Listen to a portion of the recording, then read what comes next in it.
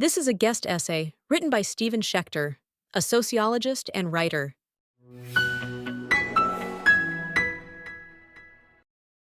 This is how Canada's Special Representative on Combating Islamophobia, Amira El-Gawabi, prefaced her remarks recently, quote, "This week, I met with Prime Minister Justin Trudeau to highlight how Islamophobia and its intersections with anti-Palestinian and anti-Arab racism continues to harm our social fabric, undermines pluralism, and poses a direct threat to our democracy."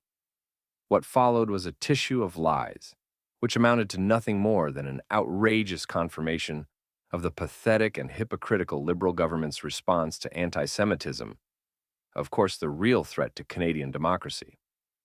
Among El-Gawabi's outrageous assertions were the following claims. Quote, "Canadian Muslims of Palestinian and Lebanese descent continue to suffer devastating impacts of the ongoing violence, war, and humanitarian crisis in Gaza and Lebanon."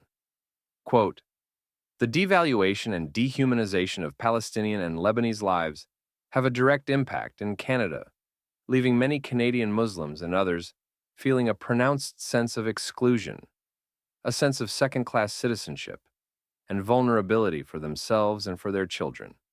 Palestinian and Muslim identities continue to be frequently and unfairly associated with terrorism in public discourse, both online and offline." Quote, "A feature of a growing climate of division is the deliberate efforts to silence voices peacefully calling for the application of international humanitarian law, deeply shaking confidence in our civil liberties and in governmental and institutional commitments towards fairness, equity, and inclusion."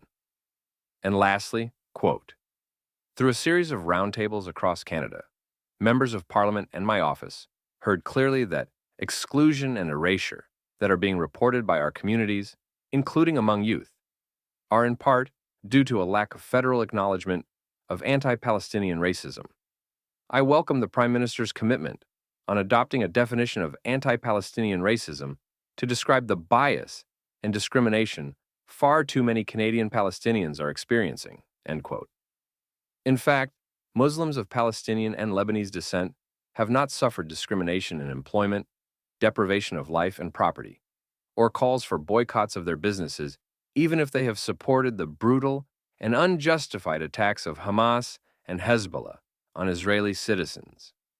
If they are associated with terrorism, it is only to the extent that they support it. Their children are not shunned at schools, nor at universities, where many of their colleagues have joined them with vicious and false denunciations of Jews and Israel.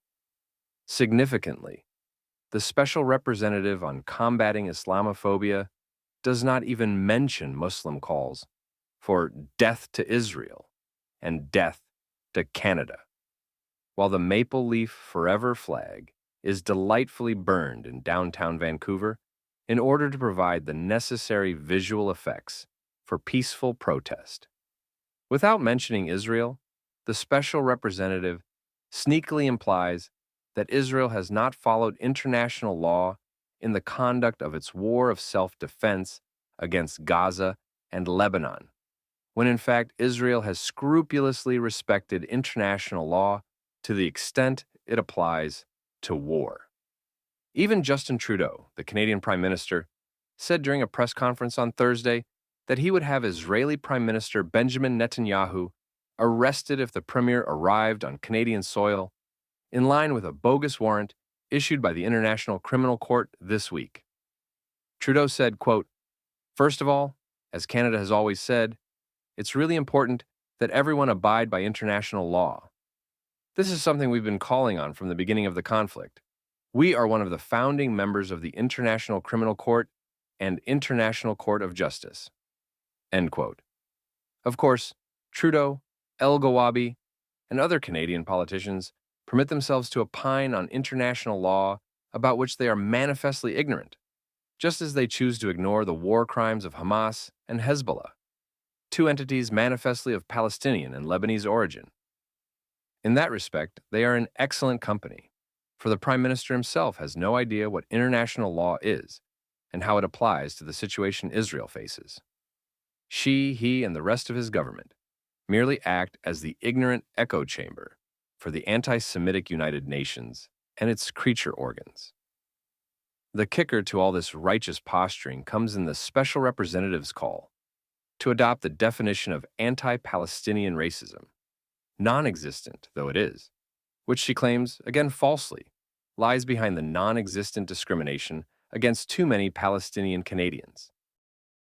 One wonders what anti-Palestinian racism is.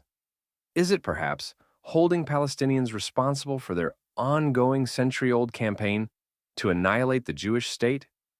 Is it citing the historical record, which shows Palestinian leaders have consistently opposed the Jews' indigenous right to a sovereign state in their national homeland? Is it denunciation of everyday Palestinian and Lebanese complicity in the manifestly genocidal policy of Hamas and Hezbollah? Anti-Palestinian racism is merely a fig leaf to justify Canada's abandonment of Israel in its just war of self-defense, and another weapon in the arsenal of the Canadian government and its Muslim supporters to silence any criticism of the criminal Palestinian policy which has led to the slaughter of thousands of Israelis, not to mention the indiscriminate Hezbollah attacks on Israel that have displaced 80,000 citizens from their homes. Talk about war crimes and the flouting of international law. Mr. Trudeau has never been able to bring himself to denounce the now rampant anti-Semitism in Canada without mentioning in the same breath the canard of Islamophobia, which pales in comparison to the anti-Jewish sentiment exploding across the country. Perhaps he should have the special representative on combating Islamophobia call his social envoy for preserving Holocaust remembrance and combating anti-Semitism to ask for advice. In reality, however, if the special representative wanted to combat potential Islamophobia, she has only to call upon Canadian Muslim communities to denounce Hamas, Hezbollah, and the Palestinian Authority, and call upon the Canadian government to support the only democracy in the Middle East, namely Israel. That would show Canadians that Muslim Canadians, and especially refugees of Lebanese and Palestinian descent, who have fled tyrannical and murderous societies like Gaza and Lebanon, prize democracy over ethnic loyalty to the racist lands they left. Such, alas, is not what she has done. Instead, she has added fuel to the anti-Semitic fire raging across Canada, drumming up support from a government that is both morally and intellectually bankrupt. When I was growing up in Canada, I felt it to be an open and liberal society in which Jews could feel at home. Today, this is no longer the case. But then most Canadians of my generation probably no longer feel at home today. We have all joined the dustbin of history as so-called white settler colonialists, who previously went by the names of coureurs de bois, Scottish railroad magnates, and the Pluff family. And, like the torn-down statue of Sir John A. Macdonald, we can patiently await our demise, along with the country we once loved, so that Muslims of Palestinian and Lebanese descent can enrich the vertical mosaic with their own special version of pita bread, hijab feminism, and Muslim human rights.